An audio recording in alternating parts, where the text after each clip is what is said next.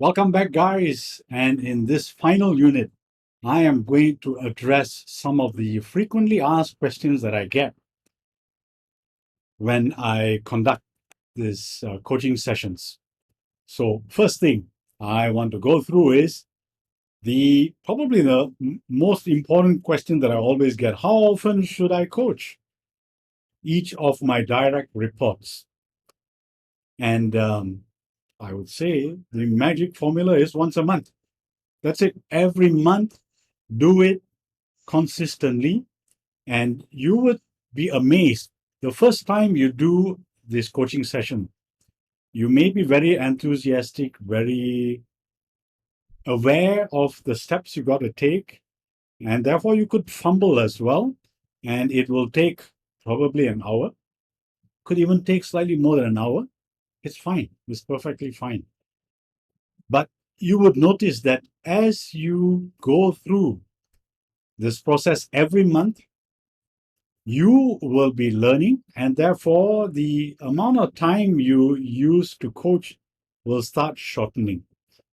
And I've seen sometimes in just 3 sessions, a manager can reduce the period of time from, I've seen, from 1.5 hours all the way down to 30 minutes. Right? Now, there are two reasons why this is happening. Number one is because you are learning the ropes, and therefore you get more confident and you get things done more efficiently. That's one. Number two, your coachee is also learning at the same time, is also being trained on how to answer questions. They will also know what you are looking for when you ask a particular question. And let's face it, guys, when you are doing this coaching session, your questions are going to be practically the same every month. Every month is going to be the same. You're going to be starting off with the WAYS method. And when you look at the WAYS method, and if you look at the tool that I have provided you on the questions that you're going to ask, how much is that going to vary actually? Probably there will be some supplementary questions, but at the end of the day, it's not going to be 30 or 40 questions. At the most, maybe 15, 20, that's it. So your coachee will also be prepared for when you do ask those supplementary questions. So that's why the entire process becomes faster. And you can see how, because when everybody goes through this coaching process, the entire organization is improving in its efficiency as well. It is becoming more effective. It knows what to look for because everybody is going through the same coaching process. Yeah, so you can see how this coaching system is bringing up the entire organization as well. Let's move on to the next one. Sometimes I get this question, not that frequently, but I do get it. Do I really need to have the KPIs? Can't I just go through the questions that you have given me already, that toolbox of questions? No, you can't, because what are you measuring actually if you are just going through the questions? How are you measuring them? Where is your document which needs to be retained as documentary proof that you have gone through this? Now, reason why you need documentary proof is also because you don't want to get into some legalistic situation where you end up in court and you are asked for documents and you have nothing. So that's the reason why you keep records of their performances. And that's where the KPI system or the performance management system that you have in place becomes crucial, so that it is transparent and it is above board. So nobody is feeling that they are being treated unfairly, right? So that's why you need the KPIs. And as Peter Drucker has also mentioned, you can't manage what you can't measure. You can't improve what you are not measuring. So you need to measure, and that's what the KPIs do.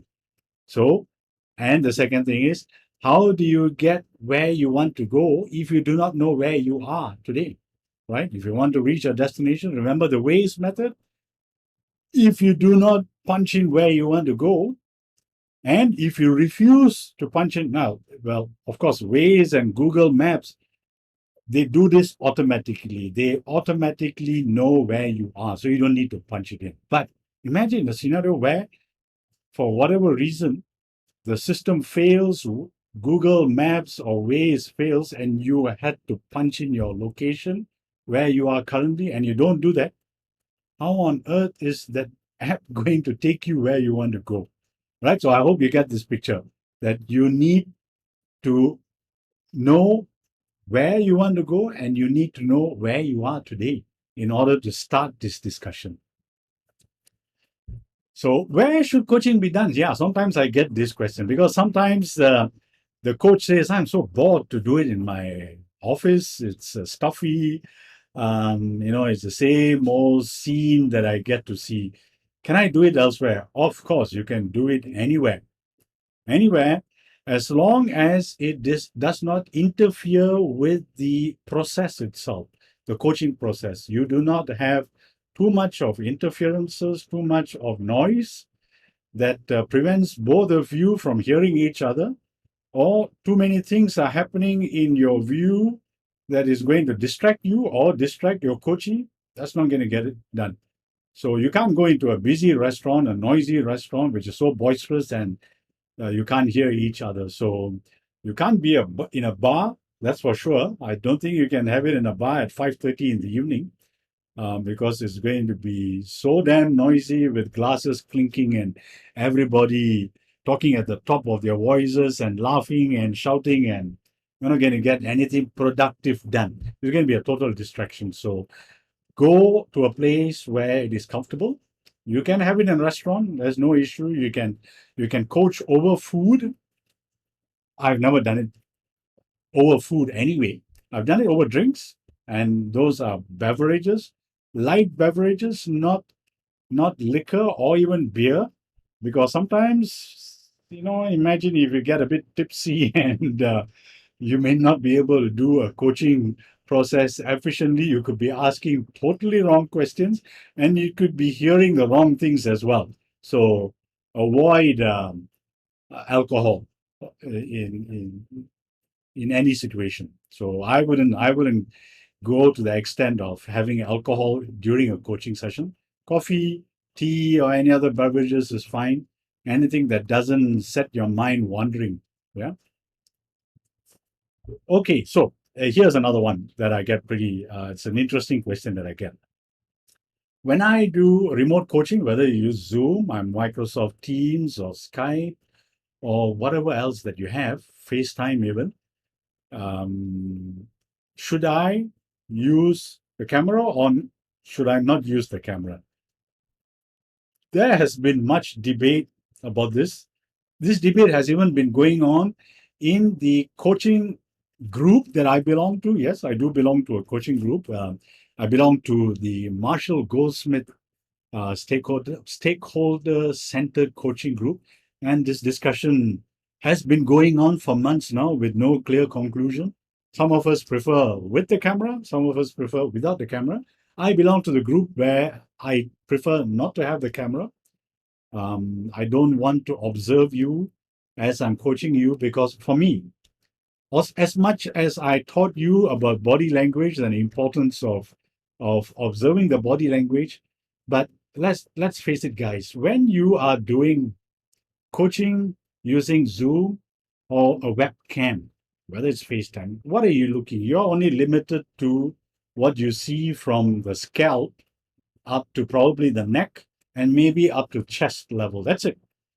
You really can't see when the person puts his or her hands on the table. That is out of view. So all the body language signs that involve hands, fingers, arms are totally invisible. All you're left with are the eyes, the twitching, the smiles, twitches of the face, fiddling with the ear or the nose, eyes. That's about it. Scratching their hair, or leaning on the chin. That's all that you're left with. But the others you miss. You may miss somebody who is crossing his or her arm. Now, as I'm recording this, I got no clue whether you can see my crossed arm. I am crossing my arm, but you got no clue. So, and that's one of the reasons why I don't fancy using the camera at all. I would rather, and I find this useful for me, but of course you may have your own preference. I would prefer that when I am coaching someone, if it's by phone, and if it's by Zoom, I do not switch on the camera. I don't use the camera even on Skype or Microsoft Teams or even FaceTime. I would just use my ears, and I would even sometimes close my eyes to pay attention to the words that the coachee is expressing. Because when I close my eyes, I am able to hear the slight differences in tone, nervousness sometimes that comes across the voice, hesitancy before they answer. So those things I pick up.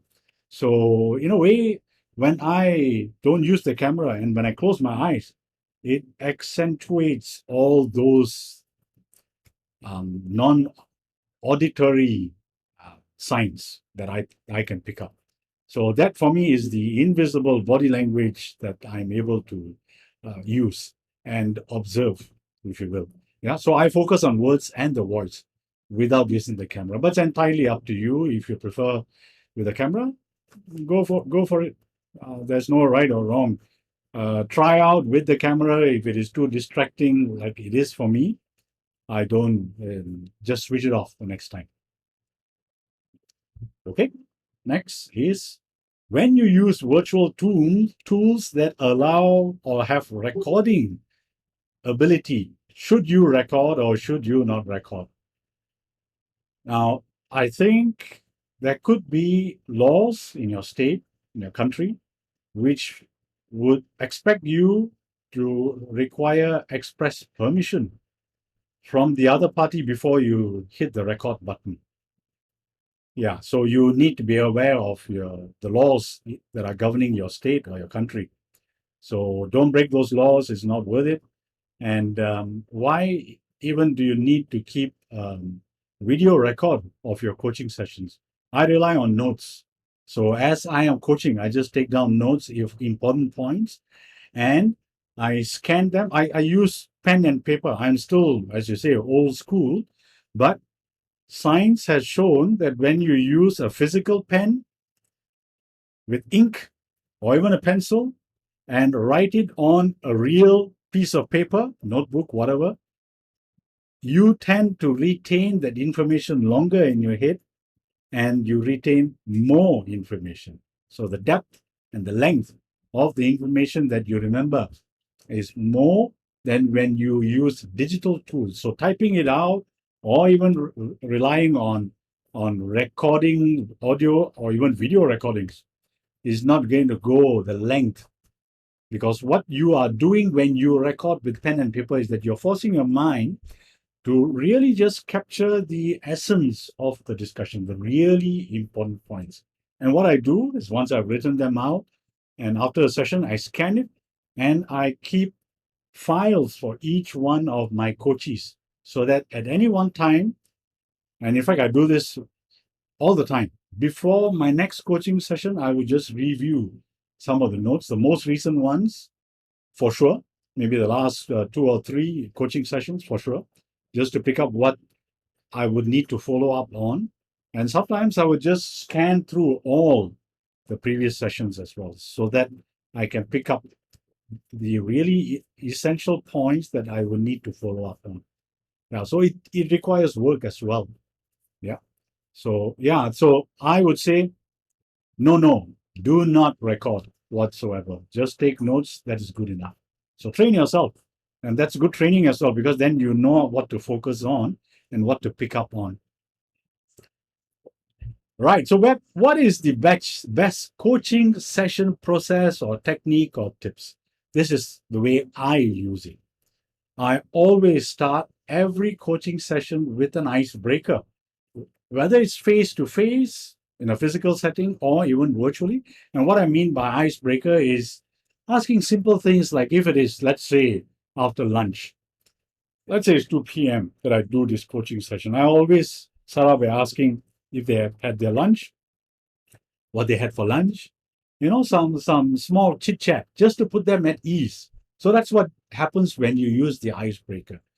Now, you must remember that not everybody is comfortable with coaching because they may have fears that this is probably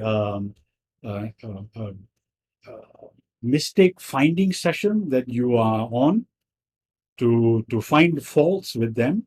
So they may have those kind of fears. So you want to put them at ease.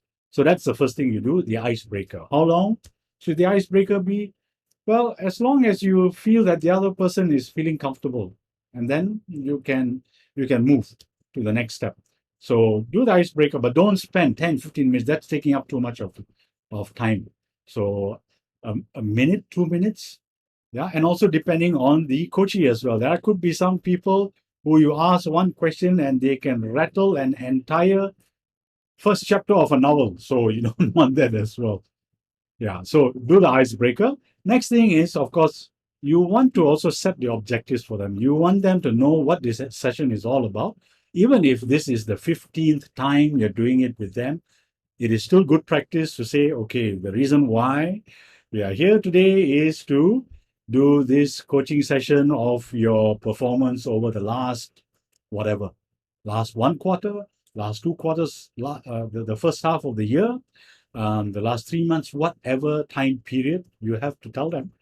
And it's also good practice to let them know before the actual coaching session what the objectives are and what the period of the discussion is going to be as well. What is the period that you're going to be assessing? It's good practice. So don't trap them. You don't want to trip them up in any way whatsoever. Remember, this coaching session is to bring out the best in everybody, not to find fault with anyone. That's not what the intentions are. Then I move on to the next stage, which is the WAIS method, where I ask them, so what was your destination? Or what was your goal? What were your goals? Right? And I also ask them, once they have revealed all that, and the way I do that, if let's say, and this is for, let's say, a salesperson, because the salespeople, they have quite a number of areas that you need to go through to evaluate. So with a salesperson, I always do this. I always ask them what their sales objectives were. And when I do sales objectives, I look at overall sales objective, total sales, and then I look at particular brand objectives if they have, or territory objectives, or any other objectives. And for salespeople, in many organizations, the good ones, they also have call objectives, prospect call objectives, client call objectives. I also ask them, what were your call objectives for that month, for that quarter, or whatever? And then I also ask, in certain companies, they are also expected to bring in new customers. So they have goals for new customers as well. And that's what I would also ask. And any other goals that they may have in the metrics. So once I've gone through what the goals are, whatever categories, then I move on to the next thing and ask them, where are you now? i.e., what is your achievement today for this period that we are evaluating? And again, I go back, overall sales by brand, by geography, by customers, or whatever other metrics that you have in your organization. Do that. I go into the calls, number of calls that they have made in that period, number of new customers that they have, and so on. Yeah, so do it that way. And then, according to the WAIS method, also, we try to uncover what the objections or the obstacles were, the hurdles that prevented you from reaching your destination at that period. Yeah, so when we are talking about destination, we are talking about year to date, right? So whatever the year to date period is, whether it's quarter 1, whether it's the first half of the year, whether it's the first 5 months of the year. So we're always talking about this year to date destinations. So I always ask them, what were the reasons that you could not achieve your year to date objectives? And let them speak. Listen, note it down, jot down, ask them supplementary questions to help them uncover the actual reasons why they were not able to achieve, or even to uncover the actual reasons why they exceeded their objectives. Because that's also something that a lot of people do not try to find out. They only try to find out the gaps, the negative gaps, instead of the positive gaps, because the positive gaps will also teach you, the team, some lessons that you can share with other teams, other divisions as well. So the entire organization learns from this. So that's the reason why you also want to focus on overachievements as well, or excess achievements. And then the last, of course, last stage in the waste method is to find out what are you going to do next in order for you to achieve your objectives for that next period, whatever the next period is. So when you ask those kind of questions, then let them come up with the ideas what they're going to do. Listen and try to help them uncover or even to think outside of the box if necessary with new ideas on how they can achieve whatever the goals that they need to achieve for that next period ought to be. So that's the way I would do it. And that's the way I always do it. And finally, once they have given you all they've gone through all those four areas of the waste method, get them to summarize. Ask them what was your takeaway from today's session. What were the key points that you learned? And finally, and this is very important, what are you going to do? Just summarize again what you said that you would be doing for the next period. And this is crucial to get the staff to summarize this, because when they say it, they remember it. This is where the telling versus selling difference comes in. Instead of you telling them what they are supposed to do, get them to say it, because when they say it, because it is coming from their mouth, psychologically they will say, this is what I have to do, not what you are telling me to do. Right? So this is psychology here, and this is very powerful stuff that's going on here. And finally, once you are satisfied with the summary, then you summarize. Now, sometimes I have also experienced this, that when your coachee is summarizing, they miss out certain points. What I would do is tell them, do you remember you said that you were going to do this, but you missed it out? So can you please repeat that? I get them to say it. Yeah, I will be doing this for the next period. And sometimes I also notice some of the coaches do not jot down or take notes themselves. They just tend to rely on memory. And because I always take down notes, I don't miss anything. And therefore, I insist that they take a piece of paper and a pen and actually write down all the summary that they are mentioning, that they are stating, and especially all the action items that they are expected to do. So I insist they actually take it down. And I even go to the extent to get them to email me the scanned copy of the summary that I asked them to jot down. Yeah, I go to that extent because you need to send the message that this is a serious process. This is not being done for fun or to occupy our time whatsoever. So everybody needs to know that this is a serious process. Sure, during the process we can laugh, we can smile, we can joke, but it is as serious as it gets. And last but not least, you summarize at the end. After you're satisfied with the summary of your coachee, then you summarize and give them praise, encourage them. And you should be doing that, in fact, throughout the coaching process, encouraging them, praising them when you see something good being done. Praise them, encourage them, and end it. And when you summarize at the end, you must tell them that we will meet again in 30 days' time, or in 5 weeks' time, or 4 weeks' time, or whatever the interval is. That's good practice. That's the way I do it. All right. So sometimes I also get this because in my lessons, you may have thought that criticism is not allowed because coaching is supposed to be rah rah, and it's supposed to be some kind of a cheerleading session. No, it is not a cheerleading session. We are not cheerleaders. We are coaches. So if you watch sports, you know that the coach's function is not to cheerlead. Cheerleader's function is not to coach. So two separate functions, and you are a coach. So is criticism allowed? Yes. If and when needed, definitely. And what I learned, and this is not my own invention, I learned this from Dr. Richard Boyatzis. And when I learned this, he was a professor of, I think, behavioral sciences or psychology or business psychology in Chase Midwestern. And he said, and I don't know if it is his study or he was quoting another study, which showed that if you want to criticize someone, a colleague, someone who's reporting to you, give them 3 praises before you criticize. So 3 praises for every criticism.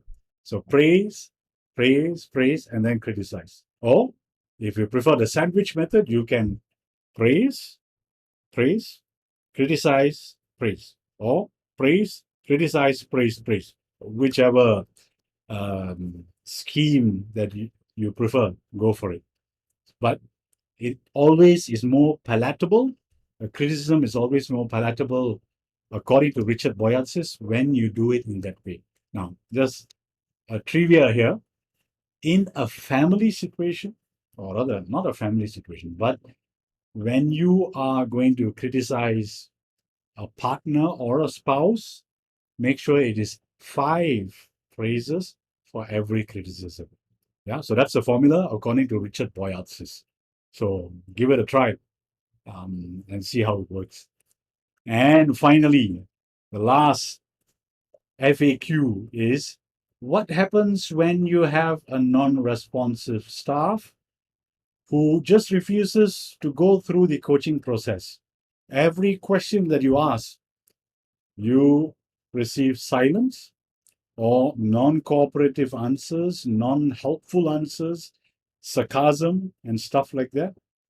Always remember, you're the boss. And when you're the boss, what that means is you would have to switch from a coaching session to a counseling session where, well, I would say even counseling is too light a word. You need to really confront them, and you would have to switch roles, switch the session from a coaching session to a session where you are actually confronting them and lay down on the table that such behavior is not acceptable. And because they are not responding to your coaching questions in a helpful way, in a progressive way, to move their performance as well as the company's performance, you must therefore insist that they do what is on the KPI or performance management system that you have developed. That's it. So you are no longer in the coaching process anymore. The stage is now shifted to counseling, and you are counseling them and getting them to actually do what is required to do and put it down on the table that you expect. You are going to sit down with the person again in 30 days' time to review the progress. And be very clear and say that if they are not improving their performance in 6 months, 12 months, whatever time period you want to give, that termination is going to be the end result because they are not performing. So it's entirely, the ball is entirely on their court, how they want to proceed. So that's the way I have dealt with some non-responsive stuff. And you got to do that because if you do not deal in such a way with staff who are non-supportive in the coaching process or even who refuse to perform, and you keep them, you are going to disrupt the entire organization. I'm sure you have heard about how one bad apple spoils the whole bunch, right? So that's what happens when you keep this spoiled apple, because that whole team is going to be spoiled. And they will also be demotivated because you are behaving in such a way in retaining non-performing members of your team. So this is what I would call surgical treatment. You need to amputate a diseased limb or a diseased part of the body in order for the rest of the body to survive. Yeah. So this is tough love that you will have to practice as a coach when you have this kind of staff. All right. So that's the last FAQ, frequently asked question that I get with regards to coaching. If you have any, shoot me an email and I would add them to this repertoire of FAQs that I have here with me. And since this is the last slide of the last unit, I wish you all the best as you start on this journey. Or maybe you are someone who has been coaching in the past and maybe this is something new that you're going to implement. I wish you great success in implementing this. And always remember that you can send me an email and ask me any question, tough, soft, easy questions, and I will respond and try to help you out with whatever I am able to, in whichever area I'm able to. That's it from me. Thank you very much, and good luck and best wishes. Wish you great success.